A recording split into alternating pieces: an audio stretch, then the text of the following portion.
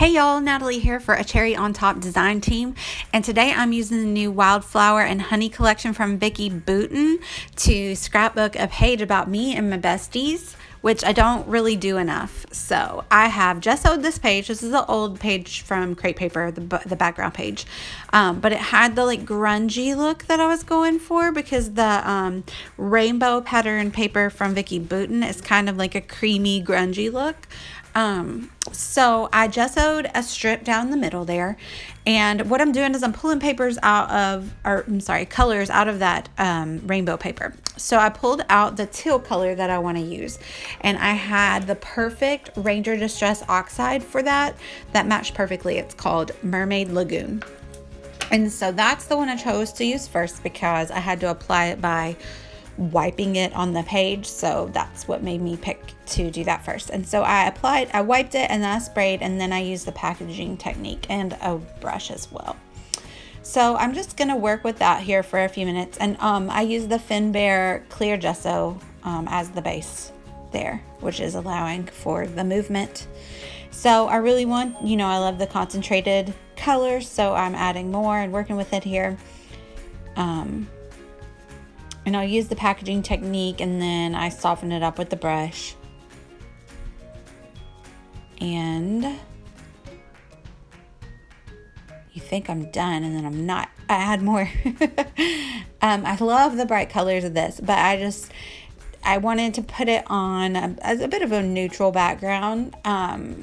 And then I'll reuse the page on another page too. So if you love all the colors but you're afraid to use that as a whole background page, this is a good way to, have the best of both worlds. Get to use the collection and then also keep your neutrals at bay and your crazy colors at bay. So next, I'm going to use this Shimmer's Berry Hot, but it wasn't exactly the perfect hot pink because this is a hot pink in this collection. So I mix it with Shimmer's Coloring's My Bleeding Heart, and it makes pretty close to the perfect hot pink color. And that does look muddy there, but when I add enough water to it and move it around, and once it dries, it really dries beautifully as this hot pink color that is in that striped Vicki Boutin paper. So I'm going to apply the pink color there and move it around, and then add my splatters, make a little bit more. And then the next color, there's a really gorgeous like hunter green color, which is one of my favorites. That was my favorite color growing up, and all the stuff that was cool when I was growing up is back in style now, so I'm here for it. So it's not a hunter green color, but it's called Bluegrass, and it is a really gorgeous green, and it goes really well. So it might not match exactly, but it is super close and perfect, and basically a lighter version of the green that is in that paper. So that is a Shimmers, and it already has the liquid in it, and it went on super smoothly, super easily.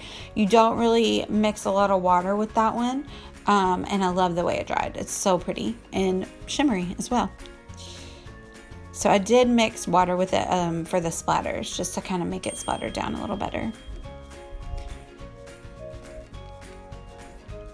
And that looks like a big old blob of paper, but it's going to be covered up mostly. That is Old Yeller. It's like a mustardy gold color, and that is also in that Vicki Boutin paper, so it just matched perfectly, and I only used it for splatters. So here are the pictures of me and my besties. We're at our favorite restaurant. It's called Taco Mamacita, and we always go there to celebrate birthdays and stuff. And we have this series of pictures that were just like my kids, we take 15 pictures to get one good one, but the outtakes were just hilarious because they're just so typical of us, so I had to use them. And then, of course, I made the best one of us, the largest. So I'm going through the Wildflower and Honey ephemera pack here, and I decide to go with that frame there over that funny picture. And I'm just picking out some of the pieces that I want to use. I'm going to back a picture with that pink tag. I like the scallop border because I'm also going to cut the pattern paper into a larger scallop border, so it was a good mirror. So here I'm just kind of seeing how I want to maneuver everything onto the page. And now I'm going to use my big scallop paper border punch to cut out this gorgeous paper, and just cut a big chunk of that off and use it to line my photos down the side. And then you'll see here, I thought I was going to back them with this black paper that had the same creamy colored with it, and I really commit. I rip into that paper, you guys, and then I get it down and I get everything back on it, and I just realized that's not what I'm going for. I just need a little more basic. I didn't want to take away from the pattern paper and all of the embellishments that I wanted to add from the Wildflower and Honey collection. So, but I left it in here so you can see my design thoughts, because that pattern next to the stripy pattern, and on top of the triangles, I tried it and then I was just like, no, it's not working for me. So I lose it and I bring in just a basic black cardstock, and I rip it and I distress the sides, and it brings in the black triangles from the background paper. And I already knew that I wanted to go with the grunge effect and highlight things with black, so that worked well. So now I'm tearing off a tiny strip, because I'm also going to add the rainbow stripe paper down the side. So I cut that stripe off, just a little strip of it, and then I use my paper trimmer to guide me into, I'm roughing up the edges there, to guide me to make sure that I still only allow my page to be 12 by 12. So that's why I leave the paper trimmer there to measure out, make sure I don't make it too wide.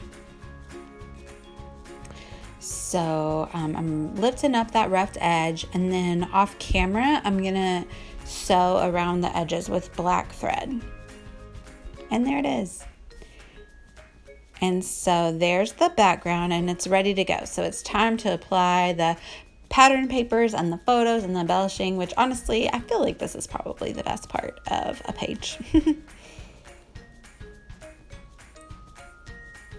I know you've seen me add all this stuff back on here like 15 times, but this is just the process. It's what it takes to be correct.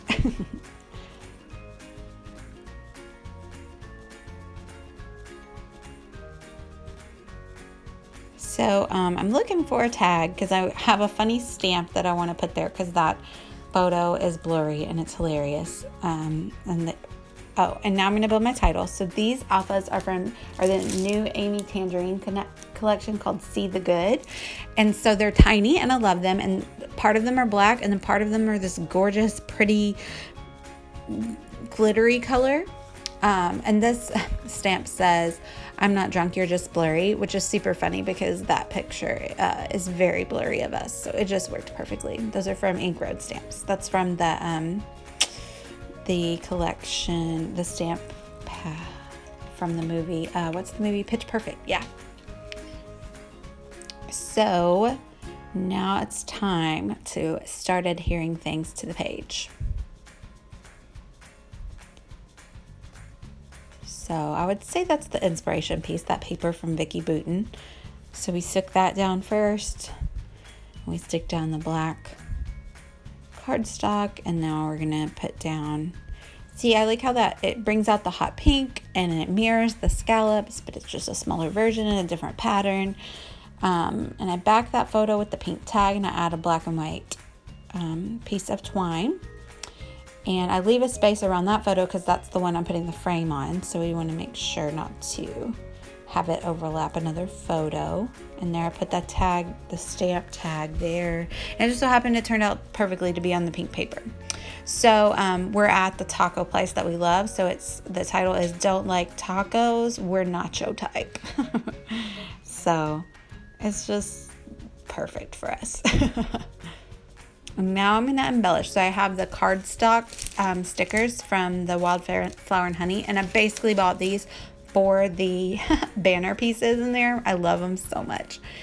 So the photo is so funny. Like, my friend's face in this picture is hilarious. So I put this, and I end up going back in and adding "love this" because it's just so typical of our relationship between the three of us. Also, I bring in those little puffy stamps from Pink Fresh Studio, a case of the Blahs, because you can tell the two of us are up to mischief to make her make that face. So,